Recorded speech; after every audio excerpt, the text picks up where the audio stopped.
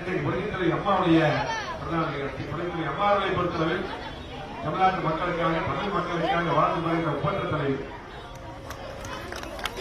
தமிழ்நாட்டு மக்களுக்காக தன்னுயிரை பற்றி கூட கவலைப்படாமல் இன்னைக்கு அம்மாவெல்லாம் பாத்தீங்கன்னா ஒரு அகதியா போன மருத்துவமனைக்கெல்லாம் போய் பார்த்தா இன்னும் உயிரோடு இருப்பாங்க. ஆனால் மருத்துவமனைக்கு அதிகமா போக மாட்டாங்க, கடைசியெல்லாம் போனாங்க. எனக்கு அப்படியே தமிழ்நாட்டு மக்களுக்காக பல்வேறு திட்டங்கள் இருந்து இப்ப தாய்மார்களுக்காக தாய் தங்கம், மணிக்கணி திட்டம், அம்மா பரிசு பட்டகம், கற்பிணி தாய்மார்களுக்கெல்லாம் பல்வேறு உதவிகள், அம்மா இருக்கிற பல்வேறு திட்டங்கள் இருந்தார். இன்னைக்கு பாத்தீங்கன்னா திட்டங்கள் பல்வேறு திட்டங்கள் இருந்து இன்றைக்கும் நம்முடைய வாழ்க்கை ஒப்பந்த தலைவி அம்மா அவர்கள் அம்மா அவர்களை பொறுத்தளவில் தமிழ்நாட்டுடைய உரிமையை மீட்டெடுத்த ஒப்பந்த தலைவி. இன்னைக்கு தமிழகத்திலே திமுக ஆட்சி வந்து 3 வருஷம் ஆயிடுச்சு. 3 வருஷத்துல இப்ப நீங்க பேசிய அமைதியா இருந்தாலும் சரி, முஸ்லீம் பையா இருந்தாலும் சரி, இங்க இருந்து எல்லாருமே வந்து பாத்தீங்கன்னா நீங்க என்னென்ன பண்ணுறதுன்னு தெரியும். இங்க வந்து உங்களுக்கு தெரியும், 2004 இங்க பஞ்சாயத்து தலைவர் இங்க பாப்பண்ண கவுன்சிலர் இருந்தார். அப்ப இங்க இருக்கக்கூடிய இங்க பல்லவசன் பாயிண்ட் இருக்கக்கூடிய எல்லாருமே இருக்கிறவங்க எல்லாத்துக்கும் முக்கியமான எல்லாத்துக்கும் விருப்பத்தோட அப்ப என்னென்ன இருக்கக்கூடிய பைப்பு எப்பவுமே தனியார் பைப்பு போட்டோம். அது மட்டும் இல்ல இருந்தாலும் அது மட்டும் இல்ல என்னென்ன தேவை இதே இடத்துல போட்டோம். அதே போல என்ன எல்லா திருவிழாக்கள், அதே போல இங்க மருத்துவமனை போட்டது என்னென்ன வேலை எல்லாமே போய் கொடுத்தோம். ஸ்கூல் பில்டிங் வந்து எல்லாம் ஸ்கூல் பில்டிங் பண்ணி கொடுத்தோம். அப்ப பக்கத்துலயே மணி கவர்ச்சி இருந்தாரு, அதுக்கப்புறம் ஒவ்வொரு கவர்ச்சா மாறி வந்தாங்க, செல்வி வந்தாரு. அதே போல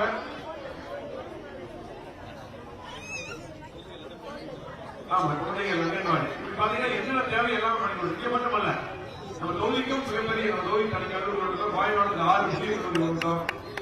கிட்டத்தட்ட அமைச்சராக 6 கல்லூரி கொடுத்துருங்க. 2000 ரூபாய் வீட்டில் படிக்காங்க. பிரைவேட் காலேஜ் கூட 3000 ரூபாய் ஃபீஸ்.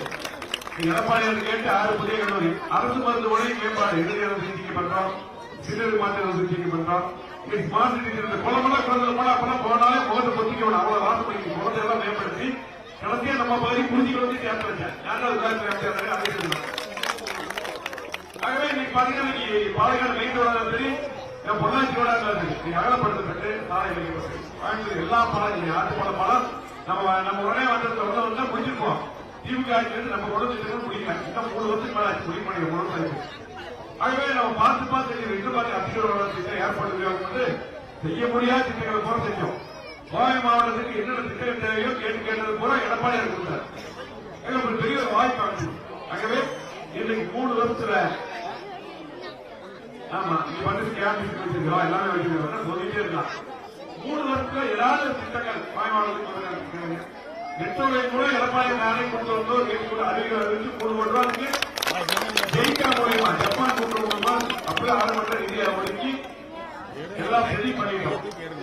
அதையும் திரும்ப அறிவியல் சொன்னா கிடையாது. இது மட்டுமல்ல, நீங்க பாத்தீங்கன்னா தேர்தல் பல வாக்குறுதி கொடுத்தாங்க. எல்லா குடும்ப தலைவருக்கு 1000 ரூபாய் தரந்தாங்க. சட்டம் வந்து கொடுக்கல. சட்டசபை எடப்பாடி ஜோடி நாங்கெல்லாம் போராட்டம் பின்னாடிதான் கொஞ்சம் பாதி பேருக்கு பாதி பேருக்கு கொடுத்தாங்க. நீதி சேர்த்து கொடுத்தாங்க. எடப்பாடியார் முதலமைச்சர் இருக்கும்போது பாத்தீங்கன்னா தெரியும், பொங்கல் நேரத்தில் 2000 ரூபாய் எல்லாரும் கொடுத்து கொடுத்தாரு. ஆனா இன்னைக்கு யாரு வீட்டுக்கு கொடுக்கறது இல்ல. 1000 ரூபாய் யாரு அவங்க வீட்டுக்கு கொடுக்குறாங்க? திமுக வீட்டுக்கு யாரும் கொடுக்கறது அதெல்லாம் உங்க வரிமானம் எப்படி ஈபி கட்ட வீட்டு கட்டுறீங்க, கடை கட்டுறீங்க, மின்சார கட்டணும் அவர் வீட்டுக்கும் கடை அதிகம் பண்ணிருக்காங்க. சொத்து வரி எவ்வளவு அதிகம் பண்ணிருக்காங்க. இந்த கொடுக்குற கட்டணத்தை உங்களுக்கு கொடுக்குறாங்க. அதுவே பாதி பேருக்கு கொடுக்குறாங்க. ஆகவே கண்டிப்பாக இதெல்லாம் மாற வேண்டிய எந்த யாருமே நல்லா இல்லை. ஒண்ணும் இல்ல, நம்ம வந்து இங்க பொறுத்தவரைக்கும் நம்ம அதிகமா எல்லாம் வந்து ஜாதி சமுதாய வேறுபாடு எல்லாம் ஒற்றுமையா இருக்கிறோம். இன்னைக்கு நம்முடைய பகுதிக்கு 5 வருஷத்துக்கு முன்னாடி ஒரு எம்பி ஒரு வெற்றி பெற பார்த்துருக்கீங்க. 5 வருஷம் ஆச்சு எம்பி ஜெயிச்சு போய் வரவே இல்லை. ஆகவே இந்த தலையாவது இதுக்கு மேல மகேந்திரன் ஜெயிச்சாமே, மகேந்திரன் நிறைய நிதி வாங்கிட்டு இதே இடத்துக்கு வந்திருக்காரு, பேசியிருக்காரு, நிறைய நிதி வாங்கி செஞ்சிருக்கிறோம். இப்ப கிட்டத்தட்ட பாருங்க ரைட்டு கூட மகேந்திரன் போட்டு நம்ம எம்பி ஜெயிக்க வச்சா பண்ணுவோம். ஒண்ணு இல்ல, இப்ப இந்த எம்பி ஜெயிச்சிருக்காரு. அவர்கள் நம்ம குழந்தை பாலத்துக்கு வந்தாங்க. குழந்தை பாலத்துக்கு நிறைய சொந்தக்காரர்களுக்கு தெரியும். நம்ம குழந்தை பாளையத்திலிருந்து வந்தாங்க. ஸ்கூல் பில்டிங் கேட்டாங்க, யூத் ஒன்று அங்க ஊர் நாயக்கர் எல்லாம் வந்து கேட்டாங்க. எல்லாம் முக்கியமானவர்கள் வந்தாங்க. ஸ்கூல் பில்டிங் கட்டி கொடுங்க, எவ்வளவு ஆனா 50 லட்சம் ஆகினாங்க. 50 எம்எல்ஏ இருக்கேன், 50 என்னால முடியாது. எம்பி போய் கேட்கறேன், எம்பி கேட்டு போயிட்டு நான் ஒரு 10-15 லட்சம் கொடுக்குறேன். அப்ப எம்பி போய் கேட்டாங்க, எல்லாரும் ஊர் பெரியவங்க கேட்டாங்க. அவர் பணத்துக்கு ஒன்றும் முடியாத தேவைப்படுறது. திரும்பி வந்தாங்க, எங்க அதெல்லாம் தரமாட்டாங்க, நீங்க தான் பண்ணாங்க.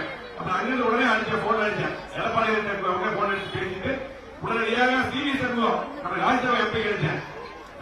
எங்க பகுதிக்கு குளத்துப்பாடு ஸ்கூல் இருக்கு, குளத்துப்பாடு ஸ்கூலுக்கு ஒரு 50 லட்சம் தேவைப்படுது. ஸ்கூல் பிள்ளை கட்டோட குழந்தைகள் சிறப்பா இருக்கு. உடனடியாக அந்த நிதியை கேட்டு பெற்று போனதான் கொஞ்சம் ஓட்டேன். நம்ம தொகுதிக்கு விழுப்புரத்துல இருந்து எம்பி பண்ணி வாங்கி கொடுத்தோம். ஆகவே நாடாளுமன்ற தேர்தல் வந்து நீங்க எல்லாரும் பாத்தீங்கன்னா கண்டிப்பாக இரட்டை சின்னத்துக்கு வாக்களிங்க. எடப்பாடியார் யாரை வேட்பாளராக போட்டாலும் அதுக்கு ஒட்டுமொத்தமாக இரட்டை சின்னத்துக்கு நீங்க வாக்களிக்க வேண்டும் என்று அன்போடு கேட்டு பண்ணணும். ஏன்னா இதை பாத்தீங்கன்னா விலைவாசி உயர்வு திமுக ஓட்டு போட்டு இது வரையிலும் எல்லாரும் நடந்திருக்காங்க. விலைவாசி உயர்வு தான் மிச்சம். ஆகவே இன்னைக்கு எம்பி இதுல வரல, எம்பி அங்கே நடக்குது. ஆக மற்ற எந்த கட்சிக்கு ஓட்டு போட்டாலும் இன்னைக்கு பாத்தீங்கன்னா திமுக யாரும் போட மாட்டாங்க. மற்ற எந்த கட்சிக்கு ஓட்டு போட்டாலும் பிஜேபிக்கோ எந்த கட்சிக்கு ஓட்டு போட்டாலும் அது வந்து கண்டிப்பா போயிடும். ஓட்டு வந்து அது தேவையில்லாத ஓட்டா போயிடும். திமுக தான் போட்டி. அண்ணா திமுக ஓட்டு போட்டா நம்ம எம்பி ஜெயிச்சா இது ஏதாவது ரோடு கூட போட்டு கொடுப்பாரு. நாங்க போராட்டி கூட்டு போட வைப்போம். அது நகரா இருக்கும். கண்டிப்பாக நம்முடைய குரல் நாடாளுமன்றத்தில் வைக்க வேண்டும். இந்த தடவை போன தடவை திமுக எம்பி வைத்தார். இந்த தடவை இரட்டலை வெல்ல வேண்டும். இன்னைக்கு பாத்தீங்கன்னா எப்ப சட்டமன்ற தேர்தல் சொன்னாங்க எடப்பாடி முதலமைச்சர் வருவார். ஒட்டுமொத்த தமிழ்நாட்டு மக்கள் முடிவு பண்ணிட்டாங்க. 200 பெற்று எடப்பாடி முதலமைச்சர் வருவார். திமுக செய்யாத திட்டங்கள் எல்லாம் நாங்கள் மீண்டும் வருவோம் செய்வோம் என்று சொல்லி அனைவரும் இரட்டை வாக்குகள் கேட்டு சிறப்பான நிகழ்ச்சி ஏற்பாடு செய்த செய்திகளை உடனுக்குடன் தெரிந்து கொள்ள நமது அம்மா இணையதள தொலைக்காட்சியை சப்ஸ்கிரைப் செய்து அருகில் உள்ள பெல் ஐக்கானை